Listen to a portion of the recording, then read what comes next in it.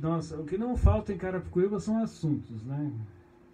E eu vindo hoje do serviço para casa, eu estava lembrando a época que a gente tinha o nosso tranquedão que fala, né?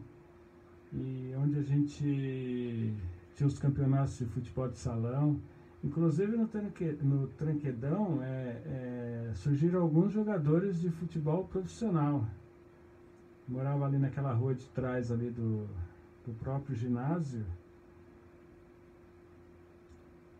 A Lau está fazendo uma pergunta aqui. Renê, você sempre escreve no seu Facebook sobre as últimas eleições na nossa cidade.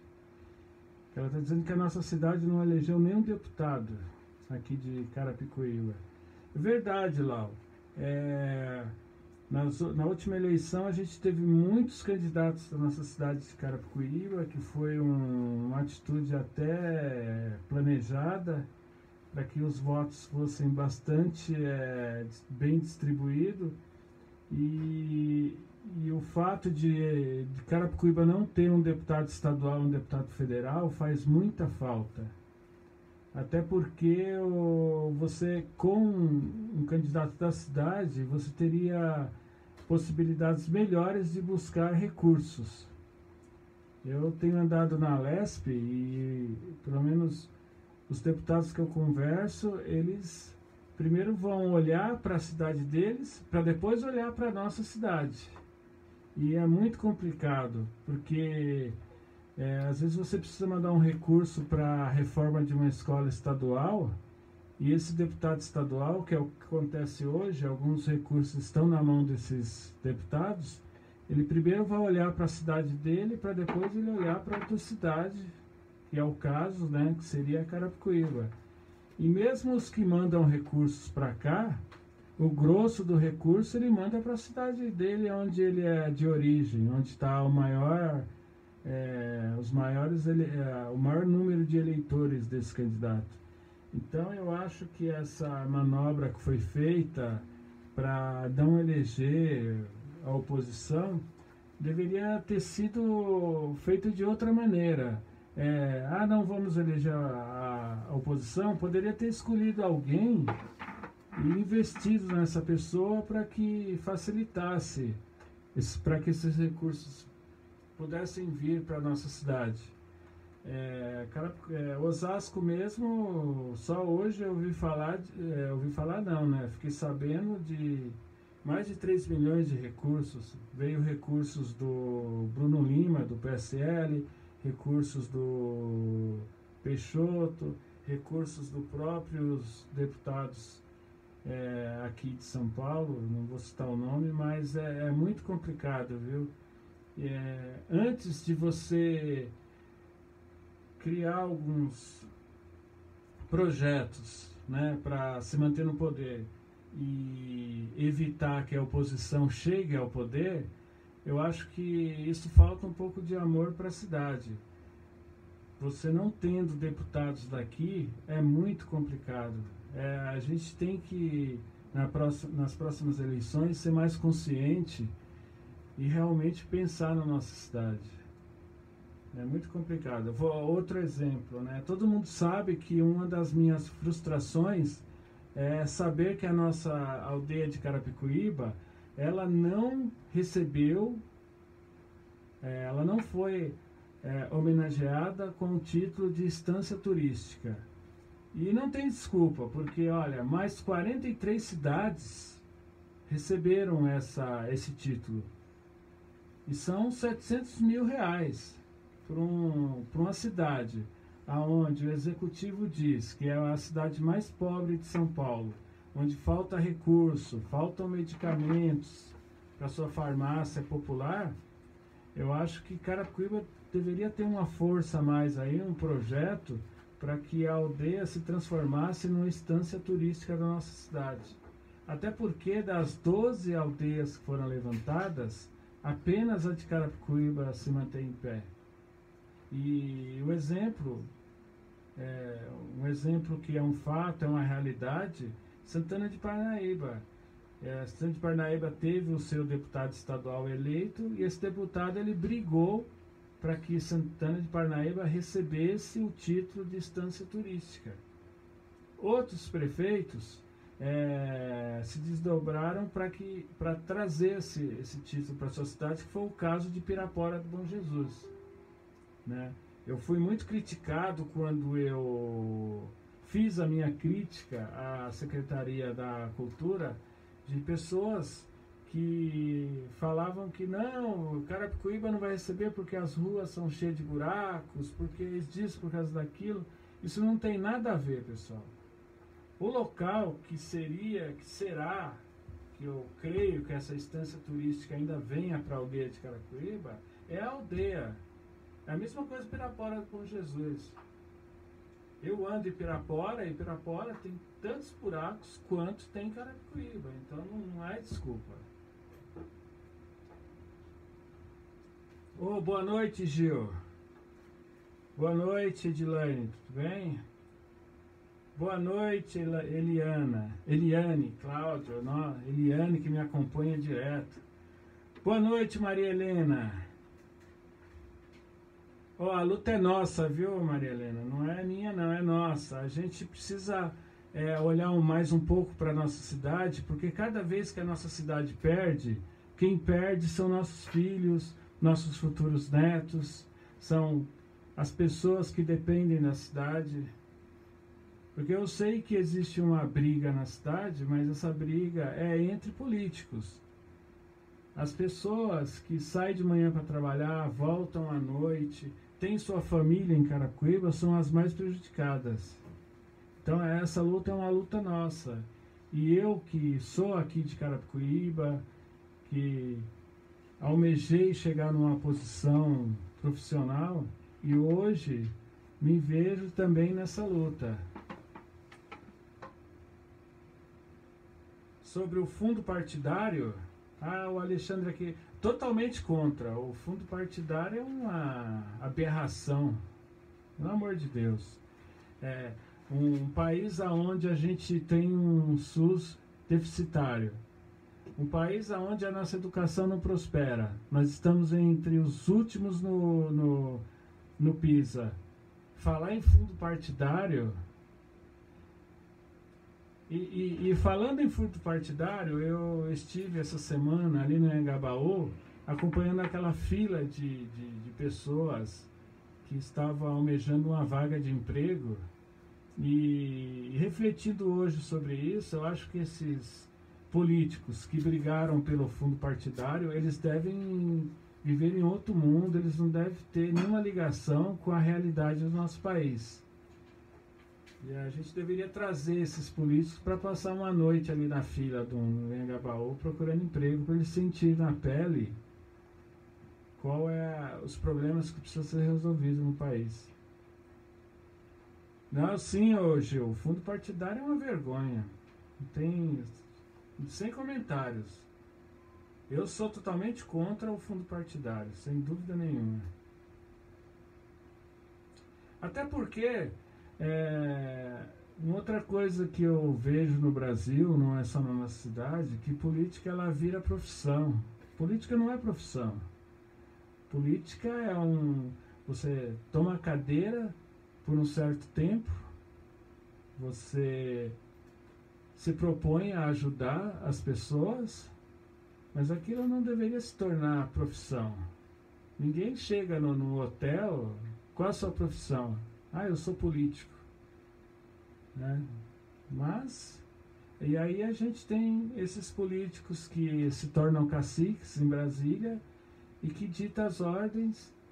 Infelizmente a gente se torna refém dessa política. George Vinícius, grande George, você é parceirão, abraço aí. Boa noite, Rúbia. Olha, esperança eu tenho, viu? Não é possível.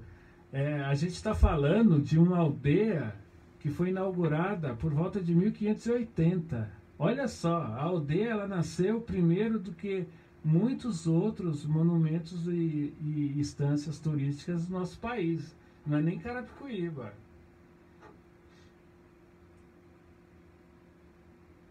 Ô, Márcio Antônio, meu amigo.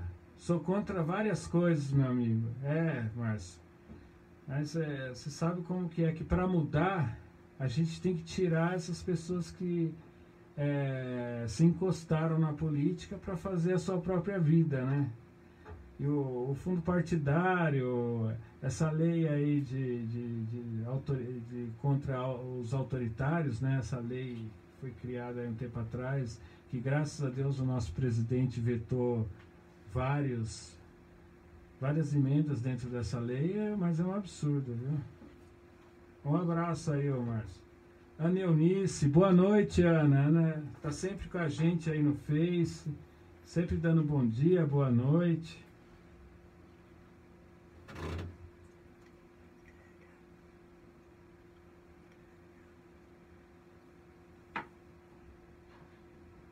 Dá um exemplo aí, Márcio, que você pode colocar pra gente aí, fora o que eu já falei.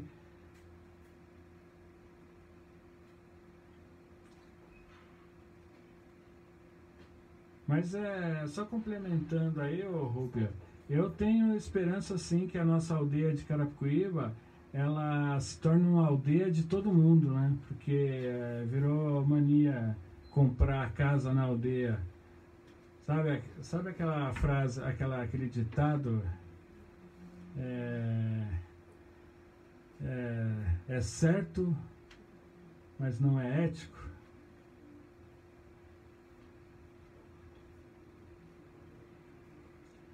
Bom, pessoal, eu vou me despedindo de vocês. Fui surpreendido hoje aqui com os meus amigos que pediram para eu fazer essa live para responder algumas perguntas e eu estou à disposição e sempre em prol da nossa cidade de Carapicuíba e com aquele amor de munícipe. A gente precisa fazer isso porque não adianta a gente falar uma coisa, brigar por aquilo, dizer que está brigando por aquilo, quando na verdade não é bem isso que a história mostra. Então a gente precisa de pessoas que realmente gostem da nossa cidade, para que a gente possa trazer melhorias para a nossa cidade. Eu realmente critiquei muito, volto a falar, eu acho que em vez de ter criado uma articulação para que não tivesse votado, não tivesse sido eleito nem o deputado federal nem estadual, se tivesse se concentrado em uma pessoa, eu acho que a gente teria alguém para nos representar na Lesp ou em Brasília. E eu posso citar vários exemplos da falta que faz esse representante. A gente precisa de um projeto no nosso Parque Gabriel Chucre para reformar e deixar ele na altura de outros parques que a gente tem aqui em outras cidades. Eu tenho vários amigos que eles vão jogar tênis em Barueri. Por quê? Porque você não tem uma quadra de tênis aqui em Carapicuíba. Então fica... sabe aquela coisa que você faz ali para ficar fazendo de conta que está reformando, mas um parque daquele que tem muitas possibilidades de oferecer para a gente esporte, campeonatos.